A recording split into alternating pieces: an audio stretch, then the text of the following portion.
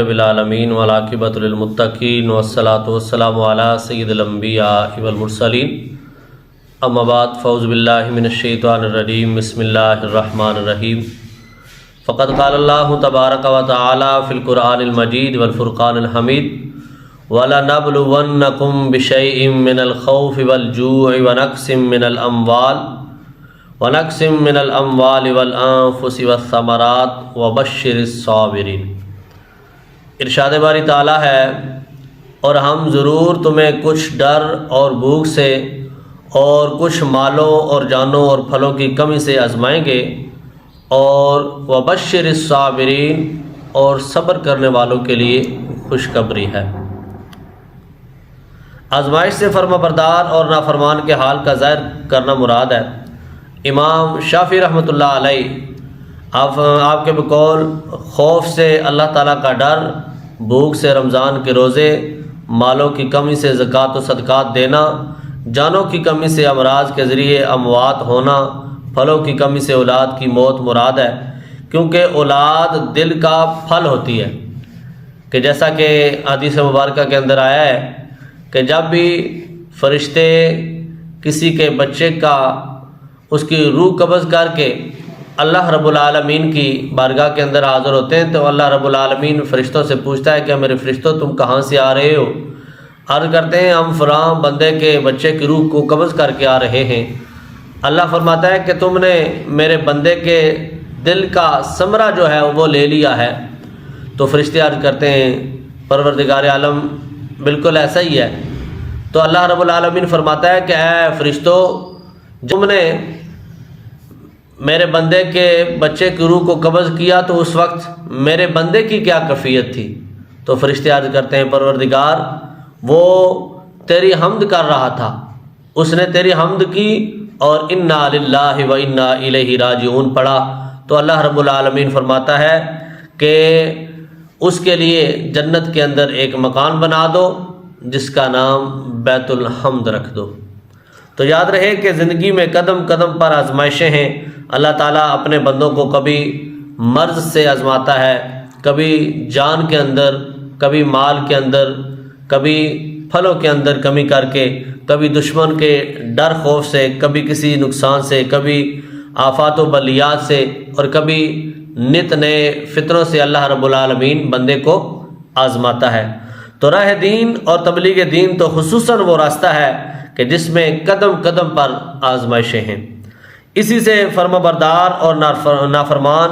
محبت میں سچے اور محبت کے صرف دعوے کرنے والوں کے درمیان فرق ہوتا ہے۔ حضرت نوح علیہ السلام پر اکثر قوم کا ایمان نہ لانا، حضرت ابراہیم علیہ السلام کا آگ میں ڈالا جانا، اسی طرح فرزند کو قربان کرنا، حضرت ایوب علیہ السلام کو بیماری میں مبتلا کیا جانا، ان کی اولاد اور اموال کو ختم کر دیا جانا، حضرت موسیٰ علیہ السلام کا مصر سے مدین آنا اور پھر مصر سے ہجرت کرنا، حضرت عیسیٰ علیہ السلام کا ستایا جانا، انبیاء کرام علیہ السلام کا شہید کیا جانا، یہ سب آزمائشوں اور صبر ہی کی مثالیں ہیں۔ مقدس ہستیوں کی آزمائشیں اور صبر ہر مسلمان کے لیے ایک نمونے کی حیثیت رکھتی ہیں، لہٰذا ہر مسلمان کو چاہیے کہ اسے جب بھی کوئی مصیبت آئے اور وہ کسی تکلیف یا اذیت میں مبتلا ہو تو کیا کرے؟ صبر کرے اور اللہ تعالیٰ کی رضا پر راضی ہو جائے اور بے صبری کا مظاہرہ نہ کرے، ورنہ اگر بے صبری کرے گا تو بے صبری کرنے کی وجہ سے، جزا فضا کرنے کی وجہ سے وہ اس مصیبت نے ٹل تو نہیں جانا، لیکن یہ ہے کہ اس کو صبر کی وجہ سے جو اجر ملنا تھا اب وہ بندہ اس اجر سے بھی، ایک نعمت گئی ہے، ایک چیز چھن گئی ہے، ایک نقصان ہو گیا ہے، دوسرا اس نے جزا فضا گلہ شکوہ کر کے یہ بھی نقصان کر لیا ہے کہ اللہ کی رحمت سے محروم ہو گیا ہے۔ حضرت ابو ہریرہ رضی اللہ تعالیٰ عنہ سے روایت ہے کہ جناب رسول کریم صلی اللہ تعالیٰ علیہ وآلہ وسلم نے فرمایا، اللہ تعالیٰ جس کے ساتھ بھلائی کا ارادہ فرماتا ہے تو اسے تکالیف میں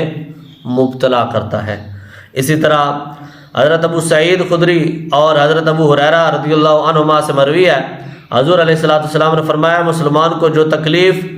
رنج، ملال اور اذیت و غم پہنچے، یہاں تک کہ اس کے پیر میں کوئی کانٹا بھی چبھے، تو اللہ تعالیٰ اس کے سبب ان کے گناہ کو مٹا دیتا ہے۔ اسی طرح حضرت ابو ہریرہ رضی اللہ تعالیٰ عنہ سے روایت ہے کہ جناب رسول اللہ صلی اللہ تعالیٰ علیہ وآلہ وسلم نے ارشاد فرمایا، مسلمان مرد اور عورت کے جان و مال اور اولاد میں ہمیشہ مصیبت رہتی ہے، یہاں تک کہ وہ اللہ تعالیٰ سے اس حال میں ملتا ہے کہ اس پر کوئی گناہ بھی نہیں ہوتا۔ یعنی وہ مصیبت جو ہوتی ہے، وہ پریشانی اس کے گناہوں کو مٹانے کا سبب بن جاتی ہے۔ حضرت جابر رضی اللہ تعالیٰ عنہ سے روایت ہے، حضور نبی رحمت صلی اللہ تعالیٰ علیہ وآلہ وسلم نے ارشاد فرمایا کہ کل قیامت والے دن جب مصیبت زدہ لوگوں کو اللہ کے فضل سے انعامات سے نوازا جائے گا، تو وہ لوگ کہ جو اس دنیا کے اندر رہے، اس زندگی میں پرسکون زندگی انہوں نے گزاری، تو وہ تمنا کریں گے کہ کاش ہمارے جسموں کو کینچیوں سے کاٹا جاتا۔ خالق کائنات نے اگلے مقام پر ارشاد فرمایا الذین اذا اصابتہم مصیبہ قالوا انا للہ و انا الیہ راجعون، وہ لوگ کہ جب ان پر کوئی مصیبت آتی ہے تو کہتے ہیں ہم اللہ ہی کے ہیں اور ہم اسی کی طرف لوٹنے والے ہیں۔ حضرت عبداللہ بن عباس رضی اللہ تعالیٰ عنہما سے روایت ہے، حضور نبی رحمت صلی اللہ تعالیٰ علیہ وآلہ وسلم نے ارشاد فرمایا کہ میری امت کو ایک ایسی چیز دی گئی ہے کہ جو اس سے پہلے کسی امت کو نہیں عطا کی گئی۔ وہ چیز فرمایا کہ مصیبت کے وقت انا للہ و انا الیہ راجعون پڑھنا ہے۔ اللہ رب العالمین کی بارگاہ میں دعا ہے کہ رب کائنات ہمیں قرآن مجید کی سمجھ عطا فرمائے۔ وما علینا الا البلاغ المبین۔